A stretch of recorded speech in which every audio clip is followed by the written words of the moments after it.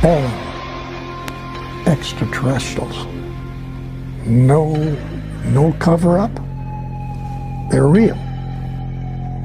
I'm going to discuss as much as I can. You're going to hit me with some questions, and I won't be able to answer. They could do what you would say would be a partial assistance to a country, and maybe we say they used the United States. That the Nordics have some limitations in the way they help, in the way they interfere with planet Earth. We have to step way back. Again, not really understood by the public, okay? Yes, there are Federation facilities out in the galaxy where other extraterrestrials get together, and there's many different missions for many different types of programs. But we'll talk about one of them, which cruises the galaxy, and it has as many as 30 different extraterrestrial civilization people on board. It looks like the moon. Okay, but it's a planet. I mean, it's not a planet, it's a vehicle.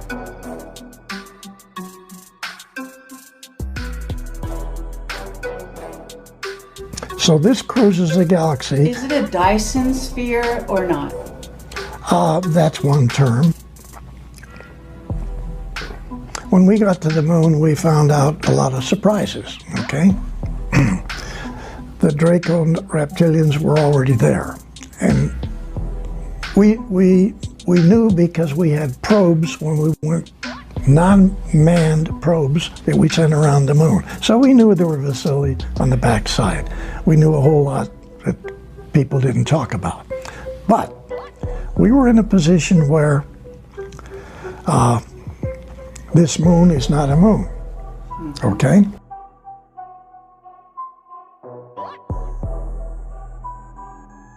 It's not your moon in the first place. Actually, this is not your planet.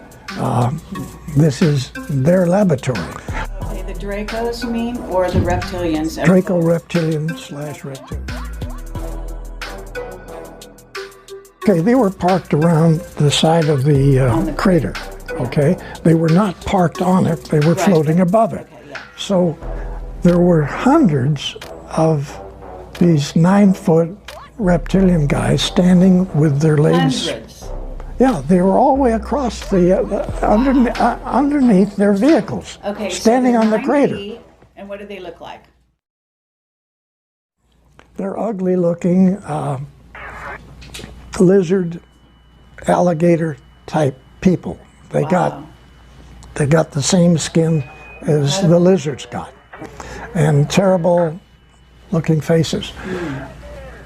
But then they have the ability to shift and look like a human. Nothing like this one look dirty, that's just holy shit. And ships orbiting the Earth, and ships orbiting the Earth, and ships orbiting the Earth.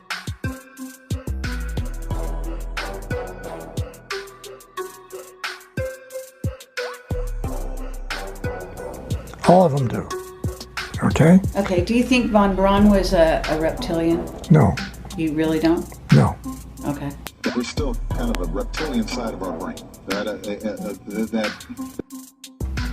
Your president, yes. Oh, What? Which one? George Bush Sr.? Yes. Yeah. Sure. And Bill Clinton and this guy you got just got Obama? rid of. Yeah. Yeah. They all were. Right. Okay.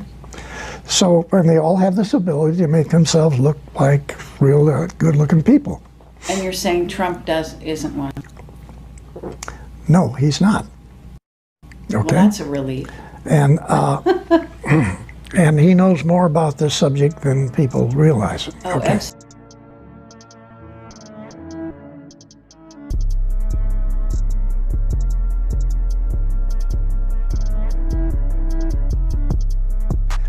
These groups of extraterrestrial who work together but are at war with other extraterrestrial, okay, have these vehicles that look like a planet. Right. Like our moon is a vehicle. It's a command center for this arm. The easiest way to look at this is to put your arm out like this. And you be the center of the galaxy, all the way out to here. There's 4 arms on our galaxy.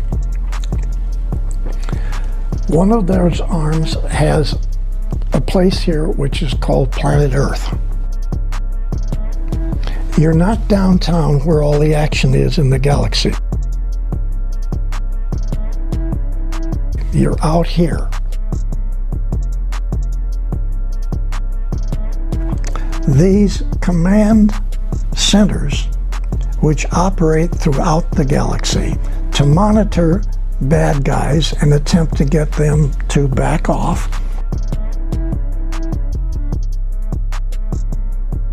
So isn't Phobos one of them? Yes. Okay. And so essentially we have nice guys in there and even some bad people in the same vehicle. And they discuss wars and disagreements and this sort of thing. But back in their own planetary part of the galaxy, they may be at war with 2 of the same guys that are in this together. So this is like a center of information, sort of like a group of people who are trying to get along for certain specifications or certain events. Those guys control your planet, your moon, because your moon is a command center for this region of the galaxy, not just the solar system. That's small potatoes, okay? The thing that's sitting right in here, which is you call your moon, okay, is a massive control center for this whole part of the Milky Way galaxy. Okay, wow. Wow.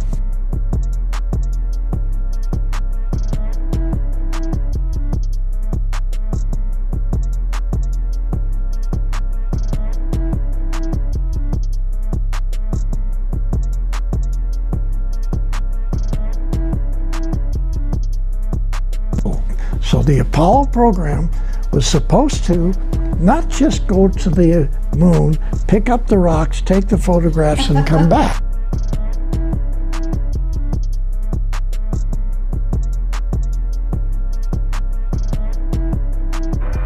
The Apollo program was to take us out into our solar system, build naval stations on every habitable planet or its moon,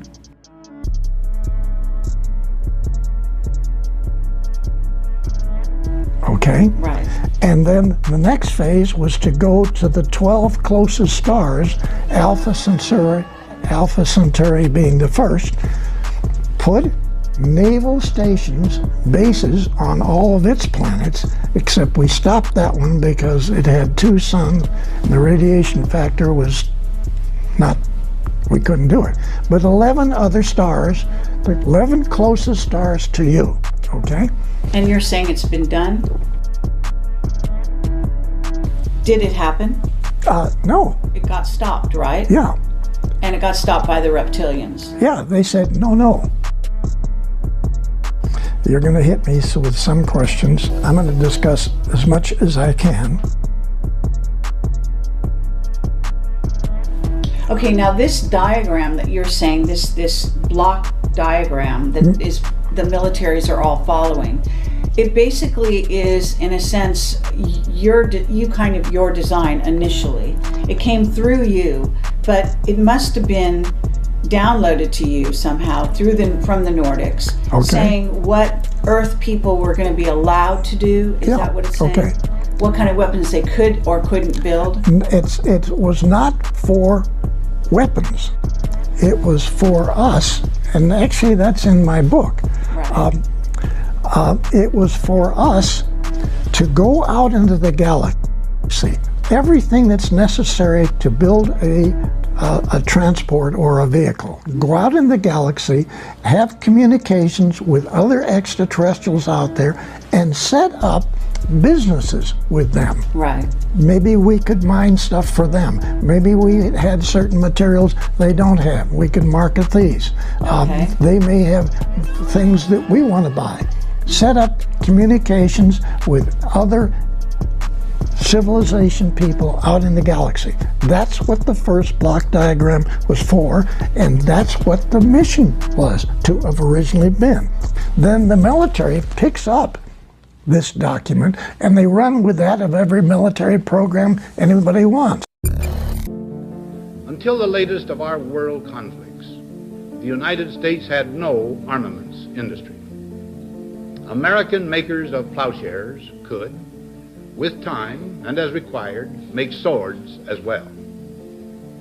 But we can no longer risk emergency improvisation of national defense. We have been compelled to create a permanent armaments industry of vast proportions. Added to this, 3.5 million men and women are directly engaged in the defense establishment. Now, this conjunction of an immense military establishment and a large arms industry is new in the American experience. The total influence, economic, political, even spiritual, is felt in every city, every state house, every office of the federal government. We recognize the imperative need for this development, yet we must not fail to comprehend its grave implications. Our toil, resources, and livelihood are all involved. So is the very structure of our society. In the councils of government, we must guard against the acquisition of unwarranted influence, whether sought or unsought, by the military-industrial complex. The potential for the disastrous rise of misplaced power exists and will persist. We must never let the weight of this combination endanger our liberties or democratic processes. We should take nothing for granted. Only an alert and knowledgeable citizenry can compel the proper meshing of the huge industrial and military machinery of defense with our peaceful methods and goals, so that security and liberty may prosper together. That's what our Apollo program first phase is. Not just go to the moon and pick up the rocks. We were going to the moon to a program that actually operated, this is 1963, it was operational till 1999.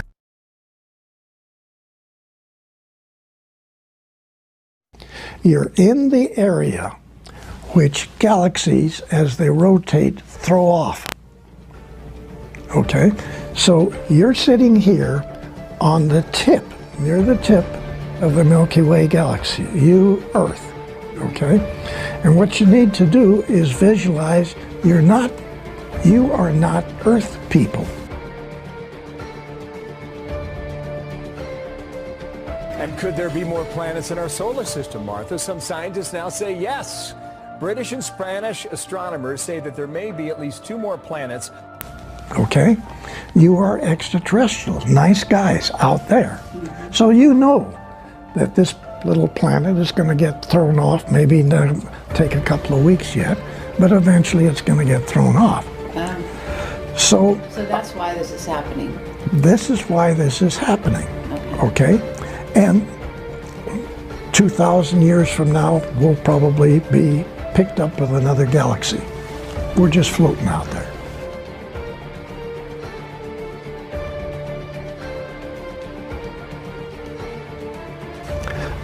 And this goes back to the problem that we had before about the number of years that you can live. We'll talk about that later.